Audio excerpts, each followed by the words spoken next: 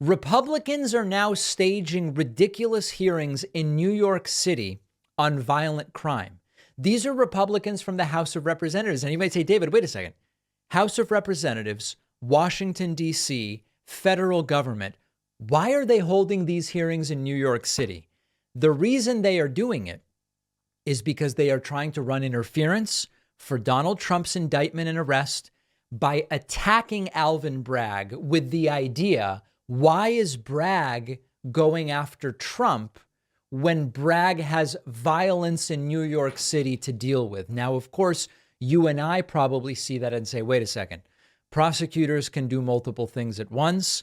One of the problems we have in the United States, which I've pointed out, is that there is too much focus on street crime rather than corporate, financial, and white-collar crime. That doesn't mean we ignore violent crime. It means that we have a system that at its systemic structural level focuses on one type of crime and not the other. And that leads to a disproportionate focus on wealthy people. Not on wealthy people, but rather on poor people. We've talked about this before. Low effort, low hanging fruit policing, for example, makes it much easier to just go to a poor neighborhood and, harass people, stop and frisk, etc., and not actually partake in the other types of investigative work that we should be seeing. So Alvin Bragg is doing nothing wrong, but Republicans want to make the case there's violence in New York and Alvin Bragg is indicting Trump for nonsense. The other element to this is that we have a red state murder problem and a red city violent crime problem, but Republicans don't want you to know that. They want you to believe, oh, it's liberal cities that are dangerous and that's it. So let's take this from the top. NBC News reports Trump allies take fight to Bragg's backyard with hearing on New York City crime. The Manhattan District Attorney prosecuting Donald Trump highlights new police data that shows murders and other violent crimes have actually fallen in the borough since last year. There's a picture on the screen of Republican Congressman Jim Jordan because he is leading this these series of hearings, as absurd as they are. The argument that Republicans want to make is Democrats are weak on crime as it is. Blue cities have a crime problem, and Alvin Bragg epitomizes this problem by going after Trump rather than going after the violent crime. Well, Eric Adams, the mayor of New York City, was on MSNBC this morning, and he accurately and rightly pointed out that not only is this a political stunt, but there is actually a bigger problem with violent crime in many Republican cities. Here's Eric Adams. Why? Let's bring in the mayor of New York City, Eric Adams. By the way, what do you think of this field hearing in your city about crime? I think it's the highest level of hypocrisy. We know that cities all across America are dealing with the issues around public safety, particularly the criminal justice system. And right in the largest city in Ohio, was reported today in one of the tabloids, the murders are up over 50% in the first quarter. And so while crime is going down, homicides are going down, here shooters are going down, here's some of the major crimes, you're trending in the right direction. Our subway system crime is going down. So I think coming here and highlighting DA Bragg is just really a political stunt. Now, is Eric Adams correct? Yes, he is. It is true that in New York City in 2022, there was a violent crime rate, a homicide rate of 5.2 per 100,000 people. Whereas in Columbus, Ohio, there was a homicide rate of 15.4 per 100,000 people. The homicide rate in 2022 was nearly 3 times higher in Columbus, Ohio, than it was in New York City.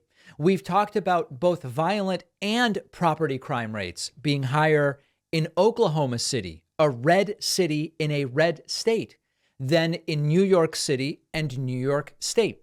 And then there is also something, as I mentioned earlier, called the red state murder problem. In 2020, per capita murder rates were 40% higher in states Trump won than in states Biden won. 40% higher. If you look at 2020, at the 10 states with the highest murder rates, 8 of them voted for the presidential nominee from the Republican Party in every election this century so far. Now, I don't want to do the thing that the right does on so many different issues, whether it's gas prices or debt and deficit and whatever, and pretend that the entire crime story is just a matter of when Republicans are in charge, it's more dangerous, because that's actually not so clearly the case. And what I mean by that is crime is multidimensional and very complicated. Crime can be influenced by many different factors. It often also fluctuates from year to year. When you look at crime, you have to look at poverty, inequality, which we know has a big impact on crime, education levels, per capita income.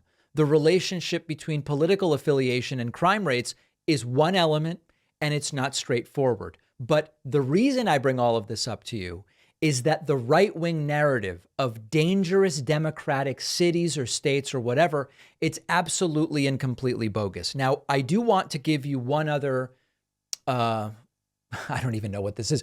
I want to advise you of one other way in which this conversation is often mishandled by many.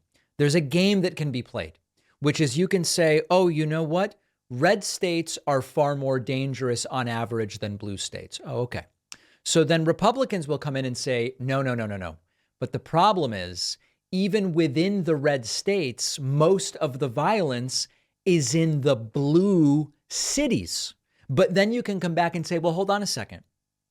Just the fact that the violence is in the cities doesn't really mean it's because of Democrats, because much of this policy is set at the state level, and the state legislature and the state Senate are Republican. And then you can go back and say, well, but within the cities, the crime is mostly within the districts that are from Democratic city councilors. Okay, I think you get the point that this can be sliced and diced a whole bunch of different ways. So my message here isn't to say it is because of Republicans necessarily in every case that violent crime and homicide and all these things are higher. The point is the right-wing story about crime in Democrat cities, so-called, is completely and totally wrong. But what this is all about is interference, running interference for Trump and his indictment.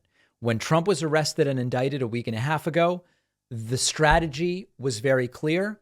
What can Republicans in the House do to help Donald Trump? And one of the things Jim Jordan has chosen to do is to have these absurd hearings in New York City rather than in Washington, D.C., where they should be, in order to try to distract. I don't think it'll work. We'll be watching them closely, and we'll have clips for you later this week.